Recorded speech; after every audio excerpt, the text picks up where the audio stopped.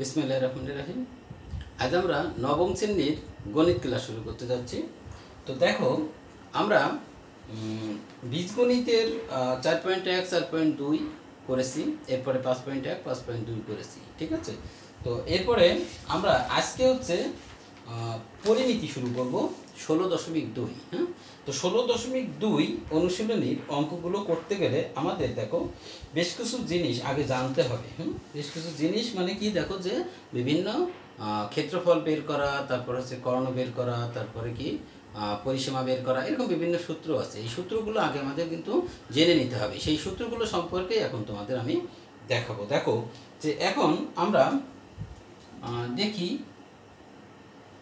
যে এই যে চিত্রটা আঁকলাম, বলতে পারবা কেউ এটা কি? দেখো, এটা হচ্ছে কি আয়তক্ষেত্র। এটা হচ্ছে এ, বি, সি আর ডি, তিনটা বাহু। হ্যাঁ, তাহলে এখন এই আয়তক্ষেত্রের খেয়াল করো, এই বাহু আর এই বাহু সমান, এই বাহু আর এই বাহু সমান। এখন আমরা এটাকে যদি এ বলি আর এটাকে বি বলি, তাহলে এটা অবশ্যই বি হবে, এটা এ হবে, তাই না? এরপরে দেখো আমরা এখান থেকে একটা কি কর্ণ আঁকলাম, এসি কর্ণ। তাহলে এখন এই এসি কর্ণের আর একটা নামও আমরা দিতে পারি ডি। তাহলে এই অবস্থায় আসার পরে এখন আমাদের কি করতে হবে? এই আয়তক্ষেত্র থেকে এখন যদি এই আয়তক্ষেত্রের ক্ষেত্রফল বের করতে বলে, তখন আমরা কি লিখব? দেখো, এ বি সি ডি আয়ত ক্ষেত্রের ক্ষেত্রফল। ক্ষেত্রফল কি হবে? দেখো, আসলে সূত্র হবে দৈর্ঘ্য গুণন প্রস্থ। দেখো, দৈর্ঘ্য কত এ আর প্রস্থ কত বি, মানে মূলত হচ্ছে এখানে গুণ হবে। তাহলে এ বি যদি বলি আমরা, তাহলে কি হলো যে আয়তক্ষেত্রের ক্ষেত্রফলের সূত্র হয়ে গেল। হ্যাঁ, আর এর একক কি হবে? বর্গ একক। আসলে বর্গ সেন্টিমিটার থাকলে বর্গ সেন্টিমিটার, বর্গ মিটার থাকলে বর্গ মিটার, ঠিক আছে। এইভাবে আমরা এটা লিখব। তাহলে এখন দেখো যে আমরা এই পর্যন্ত যেটা দেখলাম সেটা হচ্ছে একটা আয়তক্ষেত্রের কি ক্ষেত্রফল নির্ণয়ের সূত্রটা আমাদের শেখা হলো। এখন যদি বলা হয় যে এই আয়তক্ষেত্রের পরিসীমা নির্ণয় করো, পারবে তোমরা? দেখো যে পরিসীমা,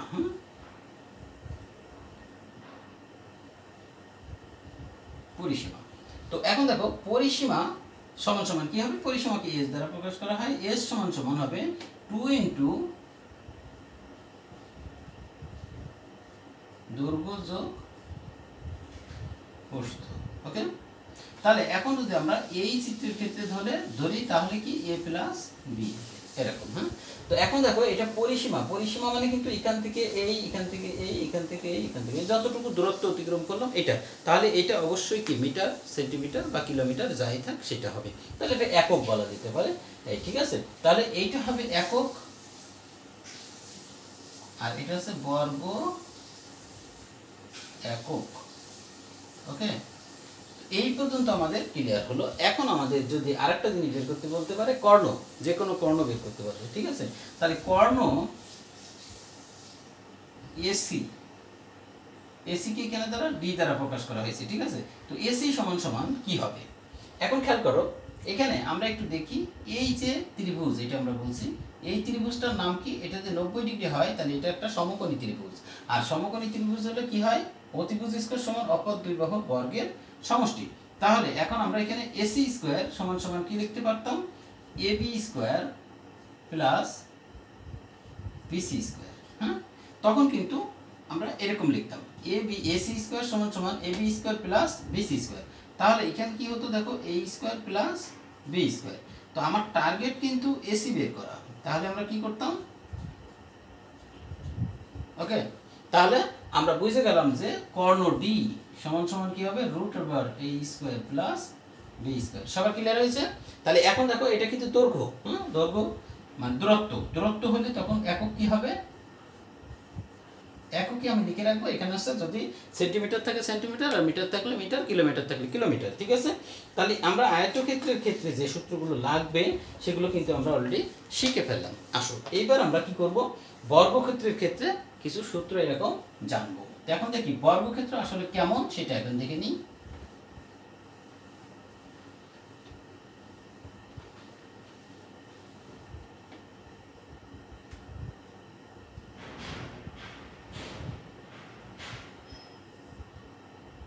যদিও দেখতে পুরোপুরি সমান না হলেও আমরা ধরে নিলাম যে এই বাহুটাও এ, এই বাহুটাও এ, এই বাহুটাও এ, তাহলে আমরা বুঝতে পারছি যে প্রত্যেকটা বাহুর কি দৈর্ঘ্য একই। তাহলে এটা এ বি সি ডি, তাহলে এই বর্গক্ষেত্রের নাম দিলাম কি এ বি সি ডি। হ্যাঁ, এর কর্ণ কি দেখো এ সি, তাহলে এটাকে হচ্ছে ডি দ্বারা প্রকাশ করলাম। এখন খেয়াল করো, এখন হচ্ছে এ বি সি ডি এই বর্গক্ষেত্রের, ঠিক আছে, প্রত্যেকটা বাহুর দৈর্ঘ্য হচ্ছে এ এবং কর্ণ হচ্ছে কি ডি। হ্যাঁ, তাই যদি হয় তাহলে এখন এই বর্গক্ষেত্রের ক্ষেত্রেও কিন্তু আমাদের ওই আয়তক্ষেত্রের মতো হচ্ছে সব কিছু বের করা যাবে। কি কি বের করা যাবে? তিনটা জিনিস বের করছিলাম ওখানে, একটা হচ্ছে ক্ষেত্রফল, বর্গক্ষেত্রের ক্ষেত্রফল, আরেকটা হচ্ছে কি পরিসীমা, আর হচ্ছে কর্ণের দৈর্ঘ্য। ঠিক একইভাবে আমরা দেখো যে এখানে এই বর্গক্ষেত্রের ক্ষেত্রেও কিন্তু এইগুলো সব বের করব, ঠিক আছে। তাহলে এ বি সি ডি বর্গক্ষেত্রের ক্ষেত্রফল। এখন ক্ষেত্রফল কি হবে? তো এটা তোমরা ছোটবেলা থেকে শিখেছো বা এর থেকে জানো আগের থেকেই, কিন্তু তারপর আমি এখন বলি যে যদি আমরা আগের মতো চিন্তা করতাম যে এর হচ্ছে ক্ষেত্রফল বের করতে গেলে দৈর্ঘ্য আর প্রস্থ গুণ করবো, তার মানে এইটা আর এটা গুণ করবো, এই দুটো গুণ করলে কি একই জিনিস গুণ করতে হয় না? তাহলে আসলে এখানে কি হয় বলো, এ গুণন এ, তার মানে এ স্কোয়ার, তার মানে এখানে হচ্ছে কি বাহু স্কোয়ার, বাহু স্কোয়ার মানে যে কোনো এক বাহুর স্কোয়ার বা দৈর্ঘ্যই হচ্ছে এই এক বাহুর স্কোয়ার, ঠিক আছে। বর্গই হচ্ছে কি আমার ক্ষেত্রফল। কিসের ক্ষেত্রফল? সেটা বর্গক্ষেত্রের ক্ষেত্রফল। হ্যাঁ, এইটার একক আমরা কি লিখবো? বর্গ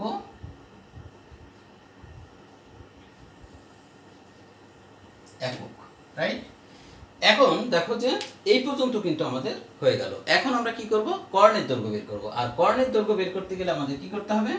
সরি, কর্ণ না, আমাদের পরিসীমা বের করে নিয়ে আগে, তারপর কর্ণ পরে বের করতেছি। পরিসীমা, খেয়াল করো, পরিসীমা বের করতে গেলে আমি বলেছি এই বাহু এই বাহু এই বাহু আর এই বাহুর যোগফল। তাহলে যদি আমরা এ এ এ এ করি তাহলে আমরা কত পাচ্ছি? 4a, ঠিক আছে। এত একক, কারণ এটা হচ্ছে দূরত্ব, ঠিক আছে। পরিসীমা হচ্ছে দূরত্ব, যে কারণে 4a, মানে ওই বাহুটার সাথে যদি 4 গুণ করে দিই আমরা, তাহলে কি পেয়ে যাব? পরিসীমা পেয়ে যাব। কিসের? বর্গক্ষেত্রের, রাইট। এখন খেয়াল করো যে আমরা কি করব? কর্ণের দৈর্ঘ্য বের করব। হ্যাঁ, তাহলে এখন কর্ণের দৈর্ঘ্য বের করতে গেলে সেই আগের সূত্রে যদি আমরা আসি, এটাও কিন্তু দেখো 90 ডিগ্রি, সুতরাং এটা একটা পিথাগোরাসের উপপাদ্য হয়ে গেছে। তাহলে এই পিথাগোরাসের উপপাদ্য যখন আমরা দিচ্ছি তখন ac স্কয়ার সমান সমান কি লিখতেছি আমরা? ab square plus bc square. তাহলে এখন দেখো যে এখানে কি a স্কয়ার প্লাস এখানে a স্কয়ার। কিন্তু আমার টার্গেট কি? ac বের করা। তো ac যখন বের করব তখন হচ্ছে, আচ্ছা ac স্কয়ার থাক, তাহলে 2a স্কয়ার, আর এখন ac সমান সমান কি পাবো আমরা? Root over 2a square. এখন রুট 2 থেকে গেল আর রুট আর স্কয়ার কেটে কি a হয়ে গেল। তার মানে আমরা এখন যেটা পেলাম সেটা হচ্ছে d সমান সমান লিখতে পারবো কি?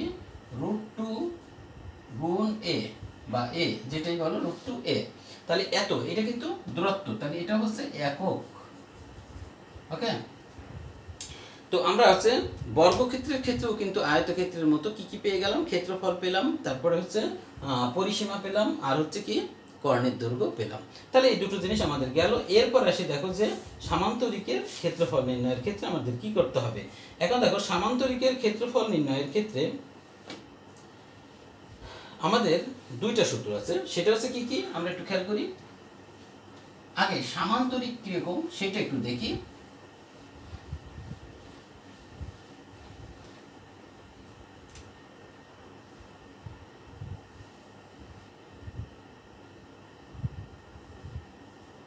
বাড়িয়ে দিই, খেয়াল করো, এখানকার এই বাহুটা আর এই বাহুটা সমান, এই বাহুটা আর এই বাহুটা সমান, তাহলে আমরা নাম দিই এ বি সি ডি। ওকে, এখন তোমরা দেখো যে এই সামান্তরিকের এইটা হচ্ছে কি কর্ণ আর এইটা হচ্ছে উচ্চতা, তাহলে ডিই উচ্চতা। আচ্ছা, এখন এইখানে আমাদের যে ভূমিটা আছে এই ভূমিটার নাম দিলাম কি? বি, আর উচ্চতাটার নাম দিলাম হচ্ছে এইচ, ঠিক আছে, এইচ নাম দিলাম। তাহলে এ বি সি ডি এই যে সামান্তরিকটা আছে এই সামান্তরিকের হচ্ছে ভূমি হচ্ছে কি বি, হ্যাঁ, আর উচ্চতা হচ্ছে কি এইচ। হ্যাঁ, যদি এইরকম দেওয়া থাকে তাহলে আমরা কি করব, এই সামান্তরিকের ক্ষেত্রফল নির্ণয় করতে গেলে আমাদের কি করতে হবে, এ বি সি ডি সামান্তরিকের ক্ষেত্রফল সমান সমান কি হবে দেখো, উচ্চতা এবং ভূমি এই দুটোর গুণফলই হচ্ছে কি এই সামান্তরিকের ক্ষেত্রফল। ঠিক আছে, তো এটা হচ্ছে বর্গ একক হবে নাকি। তো এটা গেল। এরপরে খেয়াল করো, একটি কর্ণের দৈর্ঘ্য এবং ওই কর্ণের বিপরীত কৌণিক বিন্দু থেকে উক্ত কর্ণের উপর অঙ্কিত লম্বের দৈর্ঘ্য দেওয়া আছে। ঠিক আছে, যদি এরকম দেওয়া থাকে তখনও কিন্তু ক্ষেত্রফল বের করা যাবে। দেখি আমরা একটু, এটা হচ্ছে কিরকম দেখো, যে তোমার একটা সামান্তরিক ধরো এইভাবে আঁকা আছে, এই সামান্তরিক থেকে আমরা কি করব, এই কর্ণটা দেওয়া আছে এবং এই কর্ণ থেকে উপরে দেখো লম্বের দৈর্ঘ্য সেটা হচ্ছে এইচ আর এইটা হচ্ছে ডি। তো এই যদি হয় তাহলে এখানে হচ্ছে যে ক্ষেত্রফলের সূত্র, দেখো ক্ষেত্রফল বের করা যাবে। তো ক্ষেত্রফল হচ্ছে কি হবে দেখো, ডি গুণ এইচ, মানে এই উচ্চতা এবং এই কর্ণের গুণফল তখন হয়ে যাবে কি ক্ষেত্রফলের সমান। ঠিক আছে, কিসের ক্ষেত্রফল, এই সামান্তরিকটার ক্ষেত্রফল কিন্তু। ঠিক আছে, তাহলে আমরা এটাও কিন্তু বুঝতে পারলাম যে তোমার যদি এই কর্ণটা দেওয়া থাকে আর এখান থেকে এটার উপরে যে লম্ব আঁকা হয় তাহলে ওই লম্ব এবং এই কর্ণের গুণফলই হচ্ছে এই সামান্তরিকের ক্ষেত্রফল, রাইট। এখন খেয়াল করো যে রম্বসের ক্ষেত্রফল বের করার যে সূত্র সেটা এখন আমরা দেখব।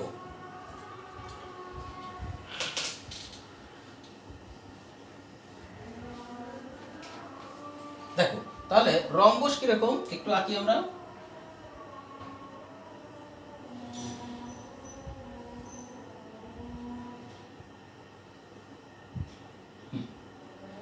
রম্বসের হচ্ছে দেখো প্রত্যেকটা বাহু কিন্তু সমান, কিন্তু সমস্যা হচ্ছে কোণগুলো সমকোণ নয়। ঠিক আছে, যে কারণে এটাকে আমরা রম্বস বলবো। আর কোণগুলো সমকোণ হলে সেটা কি হয়ে যেত, সেটা হচ্ছে বর্গক্ষেত্র হয়ে যেত।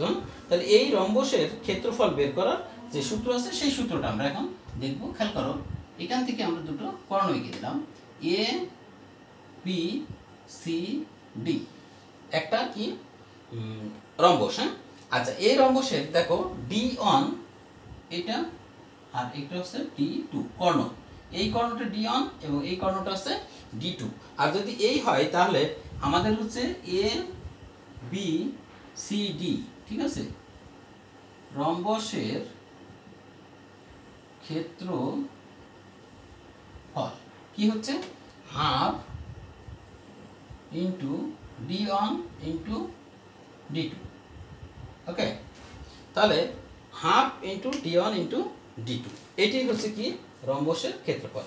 তো আসো এরপরে আরেকটা জিনিস আছে, সেটা হচ্ছে কি দেখো যে ট্রাপিজিয়াম। ঠিক আছে, তাহলে আরেকটা আছে কি, সেটা ট্রাপিজিয়াম। হ্যাঁ, ট্রাপিজিয়ামের ক্ষেত্রফল নির্ণয় করার জন্য এখন আমাদের কি সূত্র শিখতে হবে। এটা হচ্ছে বর্গ একক হবে শেষে, বর্গ একক। ওকে, এখন আসি আমরা ট্রাপিজিয়ামের ক্ষেত্রে কি হবে সেটা দেখি। এখন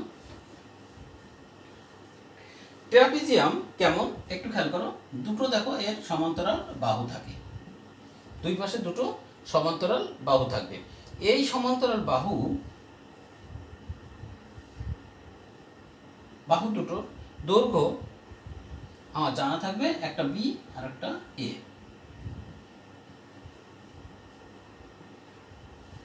ওকে, তো এখন দেখো এই অবস্থায় কি হবে, এরপর আবার উচ্চতা লাগবে। ঠিক আছে, ট্রাপিজিয়ামের উচ্চতা ধরলাম এইচ। হ্যাঁ, তো এই যদি এই অবস্থায় থাকে তাহলে কিন্তু আমরা একটা ট্রাপিজিয়ামের ক্ষেত্রফল বের করতে পারবো। তাহলে ত্রিভুজ মানে এ বি সি ডি,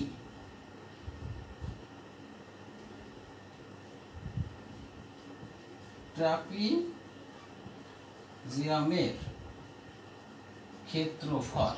ওকে, তো ক্ষেত্রফলটা দেখো কি হচ্ছে, ক্ষেত্রফল হবে হচ্ছে হাফ গুণ উচ্চতা গুণ এ প্লাস বি বর্গ একক।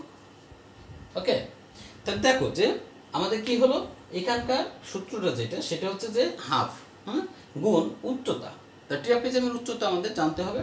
আর কি এই যে সমান্তরাল দুটো বাহু আছে এই দুটো বাহুর যোগফল বের করতে হবে। করলে আমরা কি করতে পারবো ট্রাপিজিয়ামের ক্ষেত্রফল নির্ণয় করতে পারবো। তাহলে এখানে দেখো যে আমরা কয়টা দেখলাম, দেখো 1টা 2টা 3টা 4টে 5টা, ঠিক আছে, 5টা ক্ষেত্রের ক্ষেত্রফল বের করা আমরা শিখেছি এখানে, ঠিক আছে। তো এরপরে আমরা এখন দেখো যে একটা অঙ্ক করবো, ঠিক আছে। উদাহরণ দেখো 8 নম্বর অঙ্কটা আমরা একটু করি, তাহলে অনেকটা বুঝতে পারবো যে এই সূত্রগুলো আমাদের শিখে কি কাজ হবে।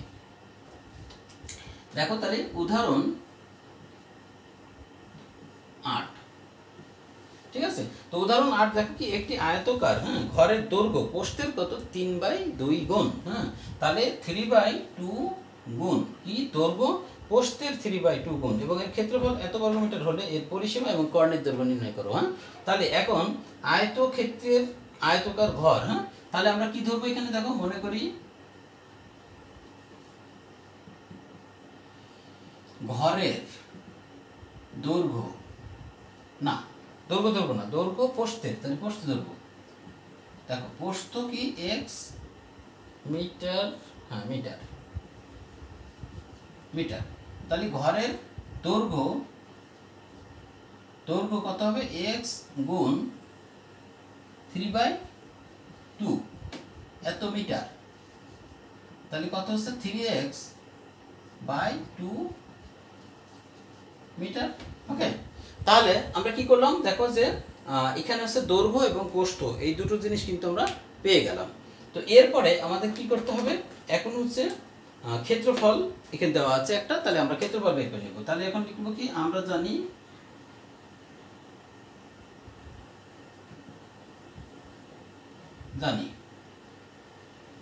ক্ষেত্রফল সমান সমান কি দৈর্ঘ্য গুণন প্রস্থ। তাহলে এখন দৈর্ঘ্য কত 3x/2 ইন্টু x বর্গ মিটার,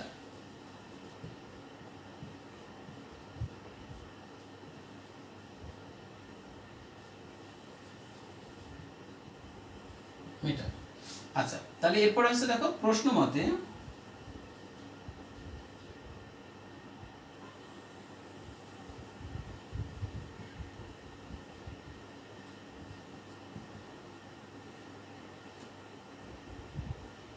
ক্ষেত্রফল কত দেখো 384 বা 3x² 384 ইন্টু 2 বা x² সমান সমান 384 ইন্টু 2/3।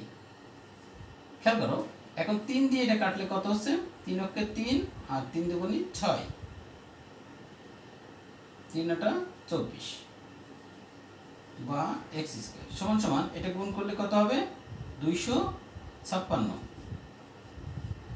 অতএব x সমান সমান √256, তাহলে এখানে হচ্ছে 16। দেখো x এর মান আমরা পেলাম 16, তাহলে x এর মান 16 পাওয়া মানেই ঘরের দেখো দৈর্ঘ্য পেলাম 16, না প্রস্থ পেলাম 16। আচ্ছা, তাহলে অতএব ঘরটির প্রস্থ কত 16 মিটার আর ঘরটির দৈর্ঘ্য কত হবে 3x/2, তাহলে 3 ইন্টু 16/2, ঠিক আছে। তাহলে এখানে 24 মিটার। খেয়াল করো, এখানে কিন্তু শেষ না, এখানে কি বলছে যে পরিসীমা নির্ণয় করো, কর্ণের দৈর্ঘ্য নির্ণয় করো। তাহলে এই দুটো কিন্তু আমাদের বের করতে হবে। তাহলে আমরা এখানে কিন্তু কি বের করলাম, দৈর্ঘ্য কত এবং প্রস্থ কত ওই ঘরটার সেটা বের করে নিলাম। এখন লিখবো হচ্ছে পরিসীমা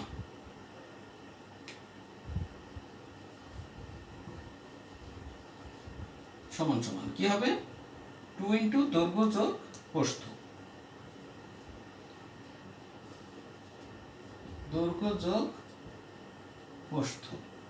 তো দেখো যে 2 ইন্টু 24 প্লাস 16 এত হচ্ছে মিটার।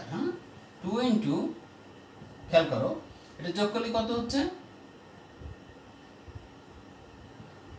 দেখো এখন হচ্ছে এখানে আমরা 80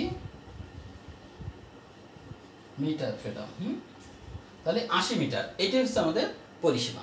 এরপর দেখো কর্ণের দৈর্ঘ্য, তাহলে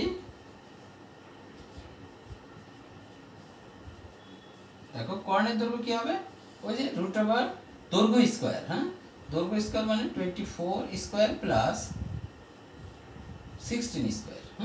তো 24 স্কোয়ার এবং 16 স্কোয়ার এই দুটো যখন হিসাব করব আমরা তখন কত পাবো, দেখো 83 এত। তাহলে এত পেলে এইটাকে দেখো যে বর্গমূল করলে কত পাচ্ছি, এত মিটার প্রায়। ওকে, তাহলে এটা হয়ে গেল আমাদের।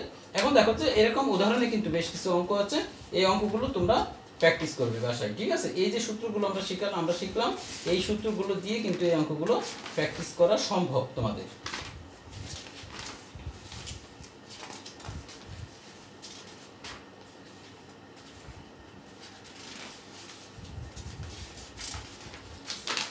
ওকে, তাহলে পরবর্তীতে আমরা দেখো যে অন্যান্য অঙ্কগুলো আগামী ক্লাসে করব। তাহলে তোমরা যে পর্যন্ত আমি করিয়েছি এখানকার অনেকগুলো কিন্তু সূত্র শিখিয়েছি, এই সূত্রগুলো তোমাদের ভালো করে জানতে হবে, তা না হলে কিন্তু পরবর্তীতে যখন অঙ্ক করতে যাবে তখন বলবে যে এটা কোথা থেকে আসলো, আমরা কিছু বুঝতে পারতেছি না। এই বুঝতে পারতেছি না এর উত্তরটা কিন্তু এই সূত্রগুলো আগে আমাদের জেনে নিতে হবে, যে ওই আয়তক্ষেত্র, বর্গক্ষেত্র, রম্ব, সামান্তরিক এইগুলোর হচ্ছে ক্ষেত্রফল নির্ণয়ের বা কর্ণ নির্ণয়ের এগুলোর সূত্র কি, এটা আগের থেকে ভালো করে জানতে হবে। ঠিক আছে, তাহলে আজকে পর্যন্তই। আল্লাহ হাফিজ।